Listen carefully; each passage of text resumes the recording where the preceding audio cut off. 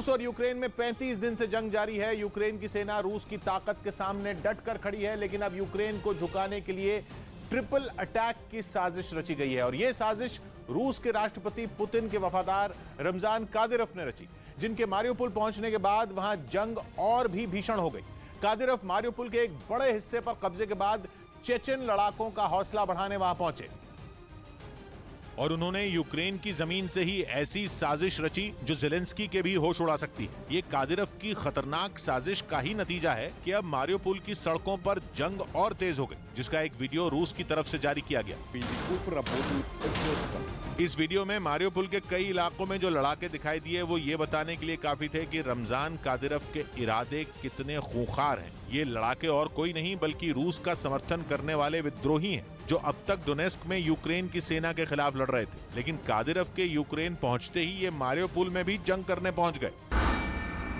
यानी रमजान कादिरोव ने रूस की सेना, चेचन लड़ाकों और विद्रोहियों को एक साथ लाकर यूक्रेन की सेना पर सबसे बड़ा हमला बोल दिया, जिसके बाद मारियोपोल में शुरू हुई गोलियों की तड़तड़ाहट ने वहां अब तक फंसे हुए यूक्रेन के लोगों को दहला कर रख दिया। शहर की सड़कों पर टैंक गरजने लगे। कादिरोव के लड़ाके झुंड बनाकर यूक्रेन की सेना पर टूट पड़े। बताया गया कि रूसी सेना, चेचन लड़ाकों और यूक्रेन के विद्रोहियों के एक साथ प्रहार ने मारियोपोल के कई हिस्सों में यूक्रेन की सेना को तगड़ी चोट पहुंचाई। यही वजह है कि शहर के कई और इलाके ज़ेलेंस्की की सेना के हाथ से निकल गए।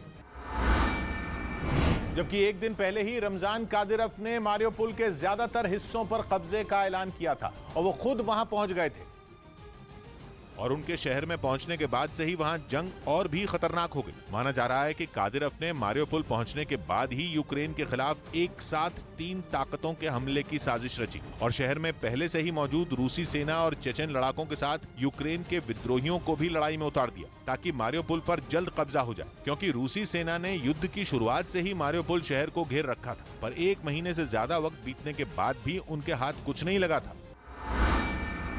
पुतिन के वफादार रमजान कादिरोव के वहां पहुंचते ही बाजी पलट गई और रूस के दावे के मुताबिक यूक्रेन के सैनिक मारियोपोल के बड़े हिस्से से भाग खड़े हुए।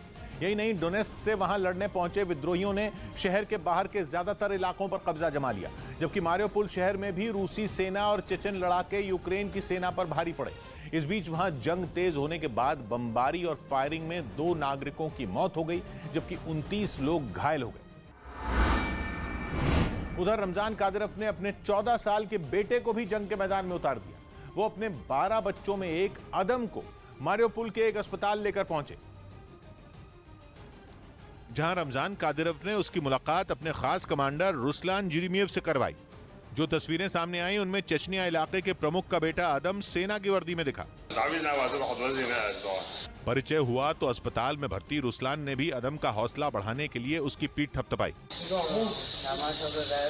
रमजान कादिरोव का कहना है कि वो अदम को जंग की जगह पर इसलिए लेकर गए ताकि वो ये समझ सके कि युद्ध में कब, कहां, कैसे और क्या किया जाता है, जंग में किस तरह के हालात बनते हैं और उनसे जूझते हुए कैसे सुरक्षित बाहर निकला जाता है। कादिरोव ने इसे अदम का पहला कदम बताया, जबकि अदम को मारियोपोल ले जाने के पीछे दावा यह किया जा रहा है कि युद्ध में पुतिन के चेचन लड़ाकों को इस कदर बर्बाद किया जा चुका है कि उन्हें अब अपने बच्चों को जंग के मैदान में उतारने की नौबत आ गई। रूस की सेना ने यूक्रेन के चेर्निव की घेराबंदी तेज कर दी।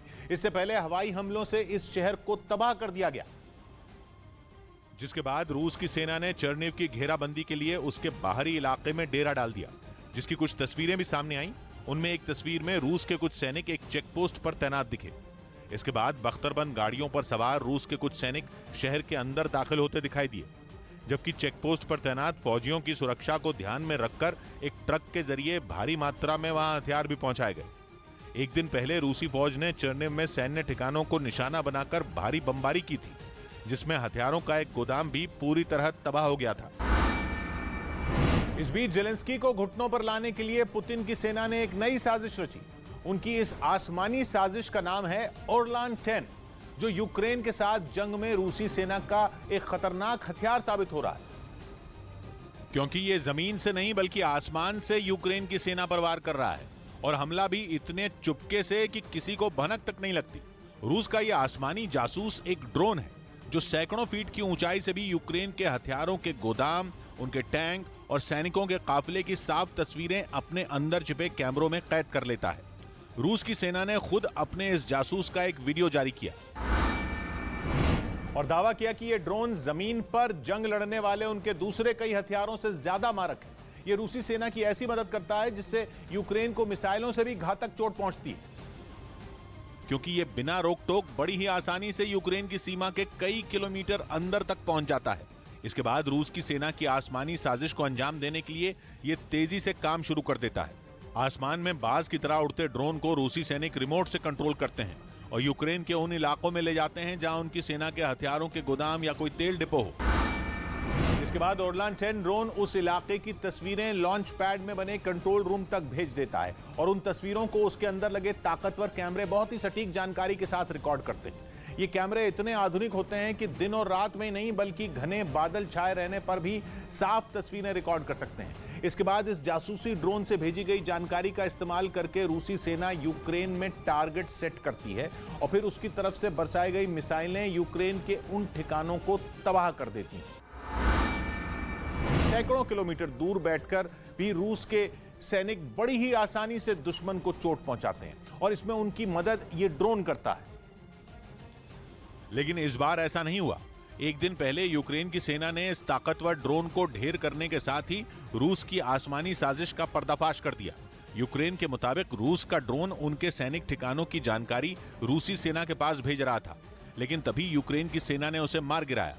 यूक्रेन ने इसे एक बड़ी कामयाबी बताया, क्योंकि ओरलान 10 ड्रोन से भेजी गई जानकारी का इस्तेमाल करके ही रूस ने यूक्रेन के कई हथियारों के गोदाम और तेल डिपो बमबारी से नेस्तनाबूद कर दिए थे। उधर यूक्रेन ने रूस पर जंग की आड़ में काला सागर में विस्फोटक बिछाने की साजिश का आरोप लगाकर सबको चौंका दिया। दावा किया गया कि रूस ने ऐसा इसलिए किया ताकि समंदर के जरिए होने वाला कारोबार ही ठप पड़ जाए और यूक्रेन को समंदर के जरिए मदद भेजने वाले मुल्कों की कमर टूट जाए। लेकिन इसी बहाने ज़ेलेंस्की सरकार ने फिर पुतिन को घेरना शुरू कर दिया। साथ ही इस मामले में यूरोप समेत दुनिया के दूसरे देशों से भी दखल देने की मांग की, ताकि काला सागर में तैरते इस खतरे को नासूर बनने से पहले ही खत्म किया जा सके। यूक्रेन का यह बयान ऐसे वक्त में आया जब एक दिन पहले अमेरिका ने यूएन में इसी मुद्दे पर रूस को घेरा था और अब यूक्रेन ने भी पुतिन की समंदर वाली साजिश के अमेरिकी दावे को सही ठहरा दिया। असल में अमेरिका ने रूस पर यूक्रेन के बंदरगाहों पर कब्जा जमाने का आरोप लगाया और दावा किया कि यूक्रेन के लिए राहत सामग्री ले जा रहे 94 जहाजों को भी रूसी सेना ने अपने कब्जे में ले लिया। काला सागर में पुतिन की साजिश की बात नेटो ने भी कही और आरोप लगाया कि रोमानिया और तुर्की के किनारे काला सागर में भारी मात्रा में बारूद मिला। वहीं यूक्रेन युद्ध के बीच